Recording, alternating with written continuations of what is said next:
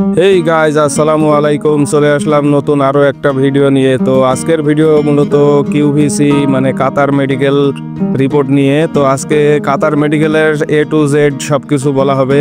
তো চলুন এই ভিডিওতে কি কি থাকছে আপনাদের জন্য, ভিডিওটি না টেনে সম্পূর্ণ দেখবেন। আপনাদের একটু না একটু উপকার হবেই হবে ইনশাআল্লাহ, আমি আশাবাদী। তো চলুন সামনে দেখা যাক কি কি ঘটতে থাকে। মেডিকেল কথাটা মনে আসলেই যেন মনের ভিতর ধুক করে একটা অজানা ভয় কাজ করে, কিন্তু এই মেডিকেলের মাধ্যম ছাড়া আপনি কখনোই দেশের বাইরে যেতে পারবেন না, কিংবা আপনার রোগ ব্যাধি কোনো কিছুই জানতে পারবেন না। বিদেশ গমনের জন্য মেডিকেল বাধ্যতামূলক। মেডিকেল ছাড়া আপনি কোনোভাবেই দেশের বাইরে পা দিতে পারবেন না। আর তাই এজন্য আমাদের আজকের পর্বটি সাজানো হয়েছে মেডিকেলের ধাপে ধাপে কি কি ঘটনা ঘটতে থাকে আপনার সাথে। সো আর দেরি না করে চলুন শুরু করা যাক। রূপায়ণ ট্রেডমার্ক। কাতারে যাওয়ার জন্য আপনাকে এই ভবনে আসতেই হবে মেডিকেলের জন্য। এখানে মেডিকেল না করালে বাংলাদেশের আরও একটি জায়গা আছে, সেটা হচ্ছে সিলেট। সিলেটে এখনও সম্পূর্ণভাবে চালু হয়নি, তো আশা করা যাচ্ছে খুব শীঘ্রই সিলেটের মেডিকেল সেন্টারটা চালু হবে। ঢাকাতে যেহেতু একটা মেডিকেল সেন্টার হওয়ায় অনেক লোকজনের ভিড় এখানে দেখা যায়। এখানে ভিড় অনেক বেশি থাকা সত্ত্বেও আপনি আপনার সঠিক সময়ে আপনার কার্যক্রম শেষ করে যেতে পারবেন। এই জায়গাটা সবাই কাতার মেডিকেল সেন্টার বললেও এটার নাম হচ্ছে কাতার ভিসা সেন্টার। আপনি এইখান থেকে আপনার কাতার যাওয়ার পরবর্তী ধাপসমূহ পূরণ করতে পারবেন। বাইরের আবহাওয়াটা একটু দেখতে পাচ্ছেন বৃষ্টিময়, কিন্তু তারপরও আপনাদের কার্যক্রম চলতেই থাকবে। প্রথমেই বলে রাখি, মেডিকেল সেন্টারে আপনারা প্রবেশের পরপরই ওই যে দেখা যাচ্ছে একটি সিকিউরিটি গার্ড, তিনি সিরিয়াল নাম্বার করছেন, তার মাধ্যমে অবশ্যই সিরিয়াল নাম্বার করেই নেবেন। কাতার মেডিকেলের জন্য যেসব কাগজপত্র দরকার: 1. পাসপোর্ট, 2.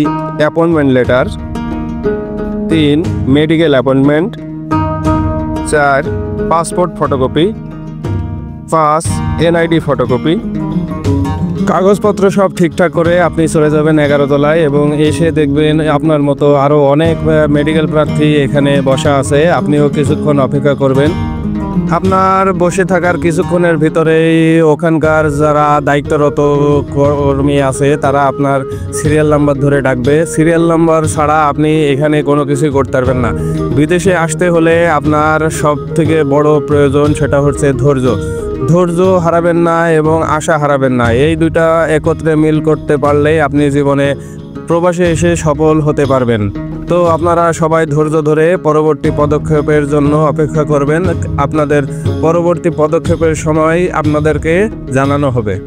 মেডিকেলের সময় যেসব কার্যক্রম করা হয়ে থাকে: 1.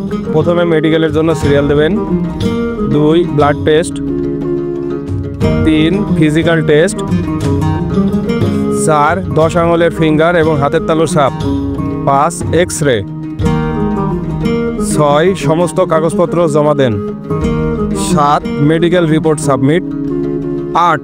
5 থেকে 7 কর্মদিবসের ভিতর মেডিকেল রিপোর্ট প্রদান।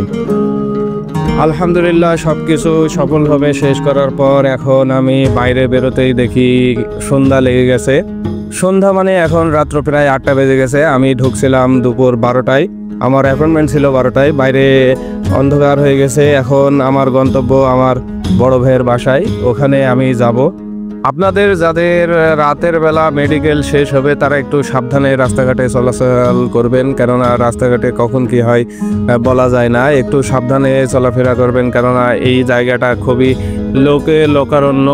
এইখানে থেকে যে কোনো ধরনের অপ্রীতিকর ঘটনা ঘটতে পারে। তো যেতে যেতে সামনের রাস্তাগুলো দেখছি অনেক সুন্দর লাগছে। তো বন্ধুরা, এই ছিল কাতার মেডিকেলের বিষয়বস্তু। এখন অপেক্ষা শুধুমাত্র রিপোর্ট আসার। রিপোর্ট আসলেই বাকি কার্যক্রম আবার নতুন করে শুরু হবে। তো আবার দেখা হবে নতুন এক ভিডিওতে। ততক্ষণ আল্লাহ হাফেজ।